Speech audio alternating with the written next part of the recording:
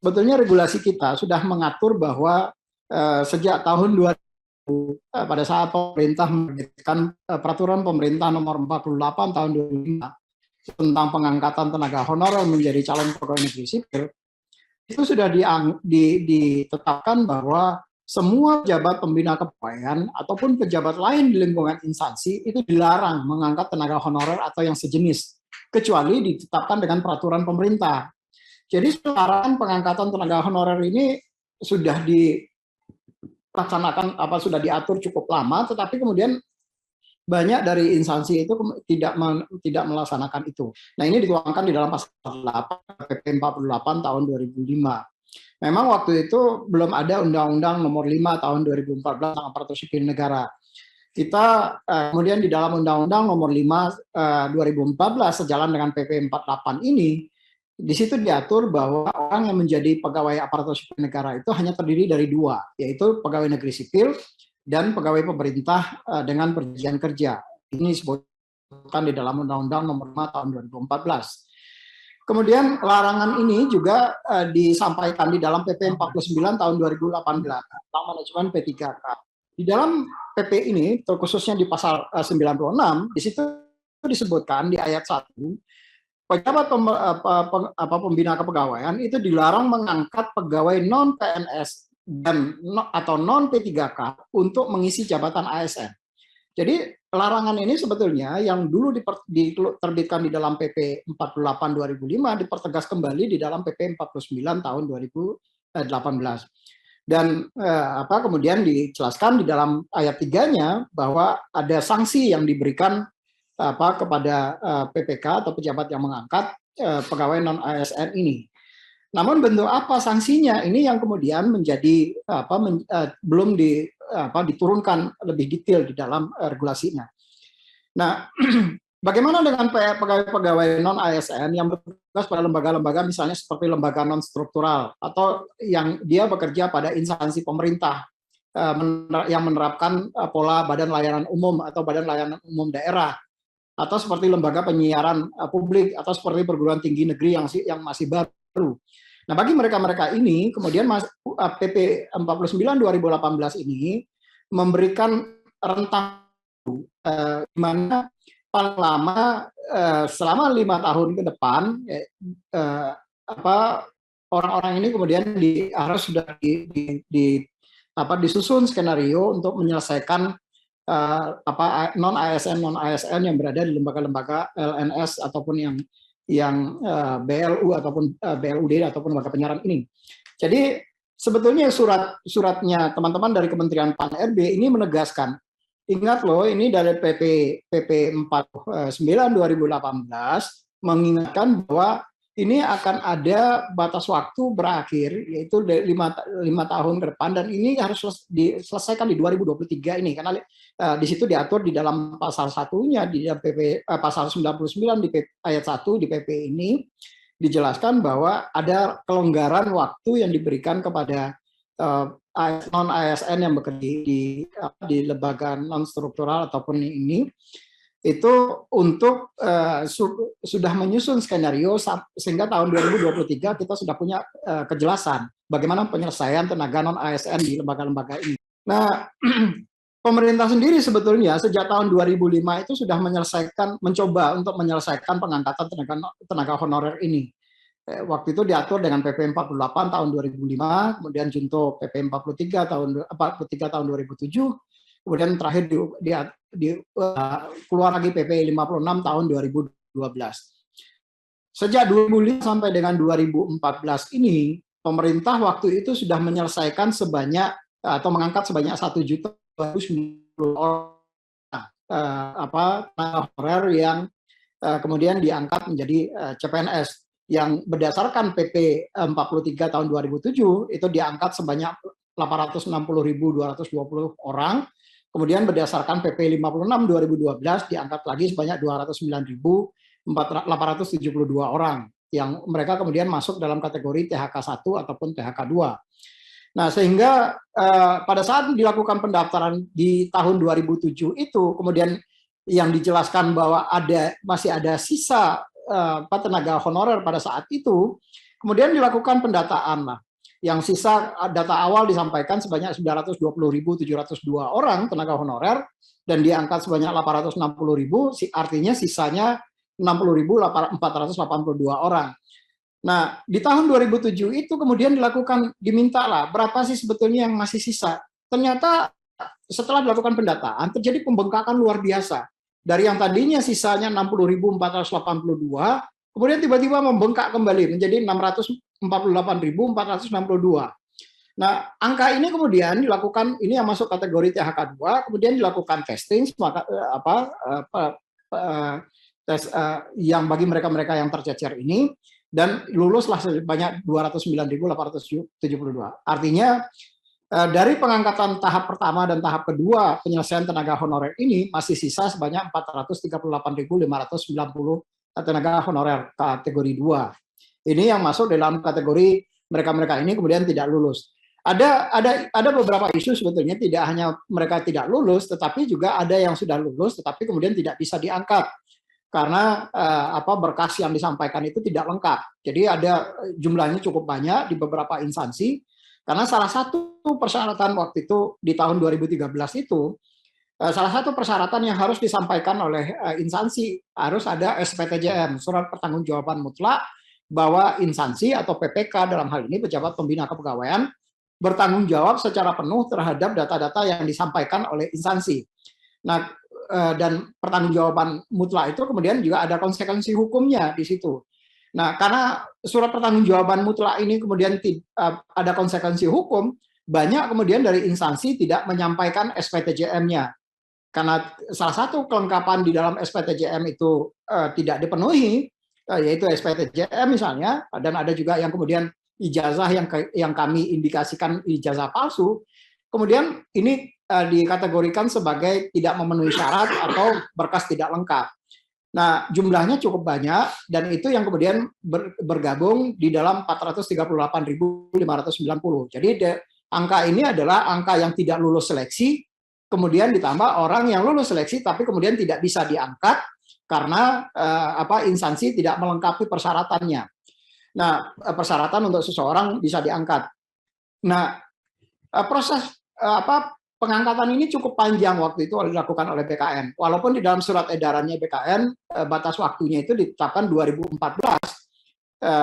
tetapi kemudian BKN karena sebagian dari dokumen-dokumen tadi sudah masuk ke BKN, kemudian pengangkatannya mundur sampai dengan 2016.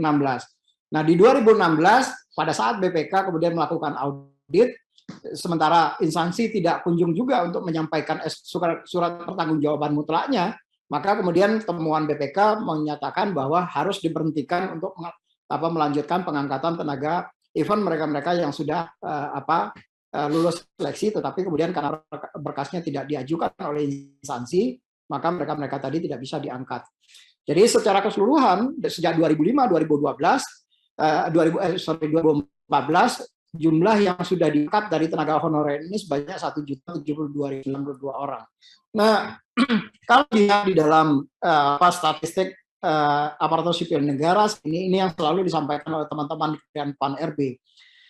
Nah, atas dasar itu kemudian teman-teman di Kementerian PAN-RB mengingatkan kembali melalui surat B-185 tahun tanggal 31 Mei 2022 terkait dengan status kepegawaian di instansi pemerintah ini, baik itu pemerintah pusat maupun pemerintah daerah.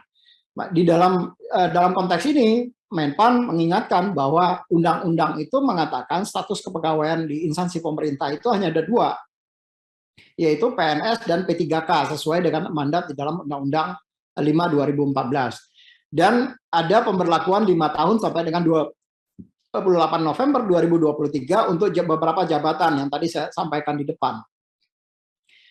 Kemudian diharapkan masing-masing instansi itu sudah melakukan pemetaan pegawai non-ASN-nya di lingkup instansi masing-masing. Untuk beberapa jabatan yang memang sudah tidak ada dalam jabatan ASN, seperti pengemudi, tenaga kebersihan, tenaga pengamanan, itu diharapkan sudah bisa dialihkan menjadi tenaga alih daya atau outsourcing dan bukan merupakan tenaga non ASN pada instansi yang bersangkutan. Ini yang juga sudah dilakukan oleh banyak instansi, baik itu di instansi pusat ataupun di beberapa instansi daerah yang saya tahu untuk sudah melakukan pola hal ini. Yang mendasari terkait dengan pendataan ini ada dari tadi saya sebutkan PP 49 2018 tentang manajemen P3K, kemudian ada surat Menteri Pan-RB tanggal 31 Mei, dan kemudian ada surat Menteri Pan-RB nomor 1511 tanggal 22 Juli tentang pendataan tenaga non-ASN ini di lingkup instansi pemerintah. Dalam konteks surat edaran ini, sebetulnya maksud dari pendataan ini adalah agar pemerintah bisa melakukan pemetaan terhadap kondisi tenaga non-ASN. Sehingga kalau sudah kita bisa lakukan pemetaan dari tenaga non-ASN ini, maka kita akan bisa menyusun strategi kebijakan untuk penyelesaiannya seperti apa. Dan bagaimana nanti penyelesaian melalui mekanisme pengawasannya seperti apa dalam konteks penyelesaian ini. Ini yang kita harapkan. Jadi pemetaan ini banyak kemudian saya beberapa kali ke daerah, misalnya teman-teman di daerah mengatakan, Pak, apakah ini sudah harus langsung dilengkapi pemberkasannya? Saya sampaikan pemberkasan apa? Karena ini kan sebetulnya baru hanya melakukan pemetaan terhadap tenaga-tenaga non-ASN itu. Setelah itu baru kita susun kebijakan untuk menyelesaikannya. Jadi tahapan untuk bisa menyelesaikan atau mengangkat mereka itu masih panjang. Nah, kita berharap tentu nanti di dalam proses pendataan ini kita ada kesamaan persepsi bagaimana kita akan menyelesaikan. Tentu setelah semua data tadi terpetakan, kemudian kita siapkan coba susun kebijakannya. Tentu akan ada proses komunikasi dengan teman-teman di daerah dan teman-teman di instansi pusat untuk strategi-strategi di dalam penyelesaian tenaga non-ASN ini. Dan yang kedua adalah mendorong masing-masing instansi untuk melakukan percepatan proses mapping. Jadi kalau kami dengan teman-teman di Kementerian Pan-RB berpandangan kalau ini kemudian didiamkan, ini sampai kapan juga nggak akan selesai. Apalagi kemudian di dalam PP 49 2018 sudah ada batas waktu yang harus kita selesaikan, yaitu di 2023 ini sudah harus bisa disusun roadmap untuk penyelesaian tenaga non ASN ini. Kemudian tentu saja kita juga perlu membangun komunikasi yang positif dengan semua pihak termasuk tenaga non ASN sendiri dari kebijakan yang nanti akan dikeluarkan oleh pemerintah dalam rangka penyelesaian tenaga non ASN ini. Nah, ada beberapa di dalam surat Menteri Pan-RB nomor 1511 tanggal 22 Juli ada beberapa persyaratan yang orang-orang yang kemudian bisa dilakukan pendataan. Yang pertama adalah mereka yang tercatat saat ini masih sebagai tenaga honorer kategori 2. Ini datanya ada di BKN dan data ini sudah kami injek atau kami import ke dalam sistem pendataan sehingga nanti instansi tinggal melakukan verifikasi dan klarifikasi apakah tenaga honorer kategori 2 ini masih aktif atau sudah tidak aktif, atau apakah yang bersangkutan masih hidup atau yang sudah meninggal dunia misalnya. Itu nanti perlu di aplikasi atau di sistem sudah disiapkan bagaimana mekanisme verbal yang kita lakukan terhadap tenaga honorer kategori 2. Yang kedua adalah yang mereka berstatus sebagai tenaga non ASN yang bekerja pada instansi pemerintah.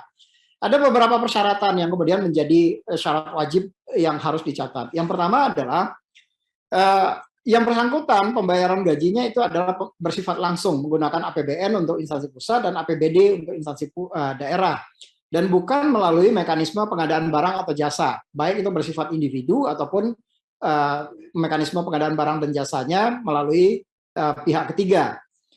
Kemudian diangkat paling rendah oleh pimpinan unit kerja. Nah, ini yang kemudian menurut saya nanti akan berpotensi terjadi pembengkakan. Karena kalau pimpinan unit kerja misalnya seorang kepala sekolah itu juga bisa kalau dia mengangkat guru honorer misalnya, maka dia juga bisa langsung dicatatkan karena dia diangkat oleh pimpinan unit kerja. Kemudian telah bekerja paling singkat selama 1 tahun pada tanggal 31 Desember 2021 dan berusia paling rendah 20 tahun, paling tinggi 56 tahun pada 31 Desember 2021. Kenapa 56 tahun pada 31 Desember? Karena di dalam PP 49 2018 tentang manajemen P3K di situ dijelaskan bahwa seseorang bisa diangkat menjadi pegawai pemerintah dengan perjanjian kerja itu sekurang-kurangnya 1 tahun sebelum batas usia pensiun pada jabatan yang dilamar. Jadi kalau jabatannya misalnya jabatan dengan batas usia pensiunnya 58 tahun, maka supaya ada ruang kepada yang bersangkutan untuk diangkat menjadi P3K, maka sekurang-kurangnya dia bisa diangkat 1 tahun sebelum batas usia pensiun pada jabatan itu. Jadi itu sebabnya kenapa 56 tahun, karena ada proses administrasi yang harus dilakukan, baik itu pada saat yang antara yang bersangkutan kalau berusia 55 tahun, kemudian ada proses seleksi, ada administrasi, baru kemudian 56 tahun yang bersangkutan bisa diangkat sehingga dia masih tetap bisa melakukan pengabdiannya paling tidak 1 sampai 2 tahun ke depan.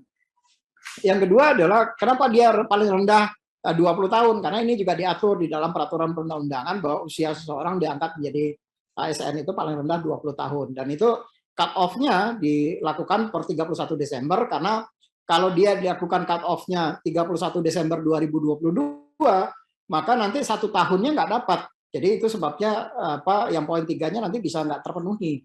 Itu sebabnya kenapa kemudian ada ketentuan usia yang paling rendah dan paling tinggi. Kemudian untuk data listing tenaga honorer kategori 2 dan pelaporan THK 2 tenaga honorer kategori 2, baik itu yang meninggal ataupun yang sudah berhenti tidak lagi menjadi tenaga honorer kategori 2 atau dia tidak aktif lagi, itu akan diberikan melalui aplikasi pendataan tenaga honorer ini. Jadi datanya sudah kami import tadi seperti saya sampaikan, sudah diimport dan nanti tinggal instansi melakukan konfirmasi atau verifikasi terhadap data-data yang sudah dimasukkan ke dalam sistem. Kenapa kok datanya baru dimasukkan sekarang? Karena memang di dalam keputusannya BKN tidak diizinkan untuk melakukan perbaikan terhadap data tenaga honorer kategori 2 ini sejak tahun 2010 yang lalu. Jadi itu sebabnya kenapa kemudian data kategori tenaga kategori 2 ini itu perlu dilakukan verifikasi dan klarifikasi oleh instansi apakah yang bersangkutan masih aktif atau sudah meninggal atau sudah berhenti menjadi tenaga honorer kategori 2. Nah, proses pendaftaran ini atau proses validasi data awalnya itu akan berakhir di 31 Desember 2021. Jadi pada periode sebelum 31 Desember 2021, maka ini yang kemudian dicatatkan dan minimal yang bersangkutan pernah bekerja 1 tahun. Baik termasuk itu adalah kalau bisa diperhitungkan sebagai akumulatif. Jika misalnya yang bersangkutan pernah diangkat tapi terus kemudian pernah berhenti terus kemudian diangkat lagi misalnya, tetapi dalam hitungan beberapa bulan saja. Nah itu juga bisa dilakukan akumulasi terhadap itu. Dan setelah 31 Desember 2021 mereka wajib masih aktif bekerja sampai sekarang, sampai dengan pada saat kita melakukan pendataan ini. Nah, ada beberapa hal yang kemudian harus menjadi perhatian semua instansi sesuai dengan surat edaran 1511 tadi. Pertama, yang bersangkutan tentu saja masih aktif bekerja di instansi pendaftar. Kemudian usia wajib itu sesuai dengan ketentuan yang ada di dalam surat edarannya Menpan tadi. Dan ini tentu saja akan di verval melalui nanti data tanggal lahir yang ada dari Dukcapil. Kemudian pembayaran honorariumnya melalui APBN atau APBD dari mata anggaran kegiatan belanja pegawai. Kemudian ada beberapa ketentuan yang tidak termasuk dalam pendataan ini adalah misalnya kalau mereka bersifat badan layanan umum. Jadi ini terkait dengan BLU ini kenapa kemudian belum dicatatkan, karena sekarang ini sedang berlangsung revisi PP 23 tentang badan layanan umum. Jadi mereka-mereka yang bekerja di badan layanan umum ini akan nanti baru kita akan carikan solusinya setelah revisi terhadap PP 23 tentang BLU ini bisa diselesaikan. Kemudian ada petugas kebersihan, pengemudi, satuan pengamanan, dan bentuk jabatan lain yang dibayarkan dengan mekanisme outsourcing atau alih data itu tidak termasuk yang alih daya itu tidak termasuk yang dicatat. Pegawai yang SK atau kontrak kerja di atas 31 Desember 2021 ini juga tidak masuk yang mereka dicatatkan. Nah, saya sebetulnya jujur saja sudah banyak mendapat masukan baik itu dari teman-teman wartawan ataupun dari teman-teman di instansi. Sekarang banyak sekali kecenderungan terjadi di instansi ada yang kontrak kemudian dimundurkan, yang sebenarnya dia diangkat di tahun 2021 ini kemudian dibikin mundur kontraknya. Ada juga yang kemudian orang yang sudah tidak aktif kemudian dipaksa dalam tanda kutip diaktifkan. Ya ujungnya tentu saja ada transaksional di situ. Itu yang kami mencoba mencari mekanisme yang fair bagi semuanya untuk menyelesaikan itu. Nah, ini contoh masa kerja yang terputus tadi, misalnya yang bersangkutan dibayarkan melalui mekanisme APBN tetapi terputus, awal pengangkatan bekerja pada instansi X dan sampai saat ini juga masih bekerja di instansi X tersebut, tapi di dalam pekerjaannya itu ada dia misalnya terputus-putus. Jadi contoh misalnya di Januari sampai 2020 sampai dengan Maret 2020 hanya kerja 3 bulan, dia masih bekerja. Tapi terus terputus karena instansi nggak ada anggaran untuk itu misalnya. Bulan Agustus dia terputus dari April ke Agustus. Tapi kemudian ternyata ada revisi anggaran dan segala macam. Yang bersangkutan kemudian diangkat kembali, bekerja juga kembali selama 4 bulan dan sekarang posisinya masih bekerja dari Januari sampai dengan Mei 2021 5 bulan. Nah, kalau ini diakumulasi maka dia bisa memenuhi 12 bulan. Maka yang bersangkutan kemudian subjek untuk bisa diangkat menjadi tenaga di data di dalam pendataan tenaga non ASN ini. Ini alurnya nanti pendataan saja tidak dibuka kepada umum karena ini sifatnya tertutup. Jadi pendataan ini mekanismenya dilakukan oleh admin atau operator instansi, mereka yang kemudian mendaftarkan tenaga non ASN-nya yang bekerja sampai dengan saat ini. Kalau mereka sudah memiliki datanya dan datanya kemudian disimpan di dalam Excel misalnya, maka nanti mereka tinggal melakukan import data Excel tadi ke dalam sistem pendataan ini. Setelah dilakukan memasukkan data oleh admin instansi, maka nanti tenaga non ASN-nya bisa melengkapi datanya. Tetapi yang tentu saja yang bersangkutan harus melakukan registrasi terlebih dahulu ke sistem. Jadi mereka melakukan registrasi sehingga mereka bisa juga dapat memonitor, mengkonfirmasi dan melengkapi riwayat kerja dari tenaga non ASN ini. Kemudian tenaga non ASN ini dapat mencetak hasil resume berapa bukti pendataan bahwa mereka memang sudah terdaftar atau terdata di dalam sistem pendataan non ASN ini. Tenaga non ASN itu juga bisa melengkapi riwayat selama yang bersangkutan menjadi tenaga non ASN sebelum dinyatakan final oleh instansi. Kalau sudah dinyatakan final, maka siapapun tidak bisa lagi kemudian melakukan perbaikan terhadap data. Nah, sebelum ditetapkan final, maka instansi wajib untuk melakukan pemeriksaan dari data yang dimasukkan oleh admin ataupun yang dilengkapi oleh tenaga non ASN tadi sampai dengan pada batas waktu yang kemudian ditetapkan final oleh BKN. Jadi harus ada cut off-nya, karena kalau enggak kan nanti ini akan bergulir terus dan tentu ini akan pendataan ini enggak akan selesai-selesai. Nah, kalau itu sudah dinyatakan final, maka instansi wajib mengunggah atau menyampaikan surat pertanggungjawaban mutlak sebagai hasil akhir dari pendataan tenaga non ASN ini. Beberapa tugas dari admin instansi nanti yang sudah kami berikan di dalam sistem. Misalnya dia bisa mengatur pemberian kewenangan kepada operator atau checker, kemudian melakukan import data tenaga non ASN-nya ke sistem yang juga mekanisme import datanya juga sudah disiapkan di situ. Kemudian wajib memeriksa semua data yang masuk ke dalam sistem, tidak ada data yang kemudian data siluman yang masuk, dan melakukan pengunggahan SPTCM berdasarkan data yang sudah dilakukan finalisasi. Begitu di final, berarti maka mereka sudah tidak bisa lagi untuk melakukan perbaikan terhadap data tadi. Ini bagi tenaga non ASN, mereka bisa melengkapi datanya, tetapi melengkapi datanya setelah admin instansi memasukkan data mereka. Jadi yang bisa memasukkan data itu hanya admin instansi. Nanti tenaga non ASN-nya bisa melengkapi. Oh, saya ingin menambahkan riwayat atau pengalaman kerja saya selama menjadi tenaga honorer misalnya di instansinya. Nah, itu bisa dilengkapi oleh tenaga non ASN-nya. Tentu ini nanti akan menjadi pertimbangan bagi pemerintah pada saat melihat ini yang bersangkutan itu sudah honorer sejak kapan misalnya. Maka tentu dengan bukti-bukti yang dimasukkan ke dalam sistem itu akan memperkuat posisi yang bersangkutan kalau sudah ditetapkan kebijakan terkait dengan penyelesaian tenaga non ASN ini. Nah, bagi tenaga non ASN yang datanya belum terdaftar, maka wajib melaporkan kepada admin. Jadi kalau ada misalnya nanti tenaga non ASN-nya, oh saya kok belum terdaftar, padahal dia masuk di dalam tidak masuk di dalam klasifikasi yang sudah dituangkan di dalam surat 511-nya Menpan, tetapi kemudian tidak tercatat, maka kemudian admin bisa memasukkan nama mereka termasuk dengan persyaratan-persyaratannya, SK, bukti pembayaran gaji dan segala macam. Ini beberapa dokumen yang kemudian harus menjadi kelengkapan yang disiapkan oleh baik itu oleh instansi maupun oleh tenaga non ASN-nya. Kalau instansi tentu saja SK atau kontrak kerja yang pembayarannya dengan mekanisme APBN, APBD tadi, kemudian bukti pembayarannya, bukti pembayaran honorariumnya, kemudian ijazahnya atau bukti yang bersangkutan lulus yang dimiliki saat ini. Bagi tenaga non ASN-nya tentu saja yang bersangkutan untuk bisa membuat akun ada KTP, karena nanti dia harus menginput nomor induk kependudukannya, kemudian ada pas foto terbaru, kemudian ijazah pendidikan yang dimiliki saat ini.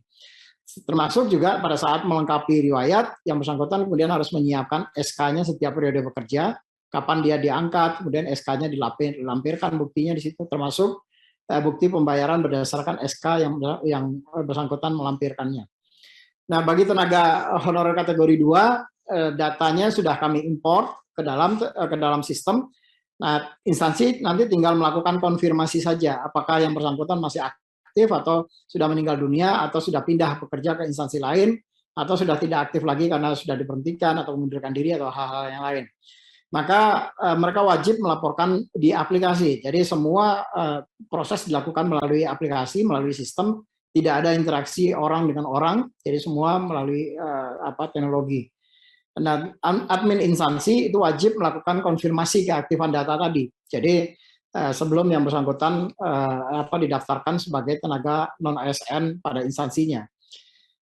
Bagi mereka yang tenaga honorer kategori 2 yang sudah pindah instansi, maka wajib diusulkan pada menu lapor ini untuk dipindahkan instansinya. Jadi kami perlu mendapatkan si A nanti instansi misalnya si A ini sudah pindah Pak ke instansi B misalnya, maka informasi itu wajib disampaikan oleh instansi kepada BKN melalui sistem. Nah, agar proses pendataan ini terjadi transparansi dan ada proses cek dan recheck oleh masyarakat, maka kami sebelum instansi melakukan finalisasi terhadap data yang dimasukkan di dalam pendataan, maka instansi tadi wajib untuk melakukan mengumumkan siapa saja tenaga honorer tenaga non ASN yang didata di dalam dan masuk ke dalam database pendataan tenaga non ASN ini. Dan setelah diumumkan, maka masyarakat kemudian bisa memberikan masukan apakah betul yang bersangkutan sebagai tenaga honorer kategori, apakah tenaga honorer kategori 2 atau tenaga honorer yang lain non ASN misalnya, sehingga semua orang kemudian bisa menjadi mata bagi pemerintah untuk memastikan tidak ada data-data atau data-data siluman yang tiba-tiba dimasukkan padahal yang bersangkutan kemudian tidak menjadi tenaga honorer di situ. Nah, transparansi ini kemudian diberikan, batas waktunya diberikan selama 1 bulan. Jadi setelah proses pendaftaran itu prafinalisasi di sekitar tanggal 30 September, kemudian ada proses transparansi yang kita harapkan dilakukan oleh semua instansi, melakukan uji publik kepada semua instansi terhadap data-data yang sudah mereka sampaikan melalui mekanisme atau di sistem pendaftaran ini. Transparansi ini tentu saja penting karena bagaimanapun juga tadi kalau teman-teman lihat di dalam surat Menpannya, di situ dikatakan bahwa kepala unit kerja atau satuan unit kerja itu bisa melakukan pengangkatan atau yang mereka angkat kemudian bisa didata di dalam sebagai tenaga non ASN ini. Padahal kemudian yang bertanggung jawab terhadap data tadi adalah PPK, Pejabat Pembina Kepegawaian. Maka uji publik tadi itu adalah maksudnya untuk melindungi PPK supaya informasi yang disampaikan itu betul-betul adalah data yang sebenarnya dan tidak ada data yang kemudian di make up sedemikian rupa seolah-olah yang bersangkutan adalah orang yang berhak untuk dilakukan pendataan. Nah, transparansi ini kemudian kami hadirkan untuk melakukan memastikan bahwa tidak ada data-data yang masuk tidak sesuai dengan surat Menpan 1511 tadi. Demikian beberapa hal yang dapat saya sharing terkait dengan mekanisme pendataan, termasuk latar belakangnya kenapa ini kita lakukan. Terima kasih. Assalamualaikum warahmatullahi wabarakatuh.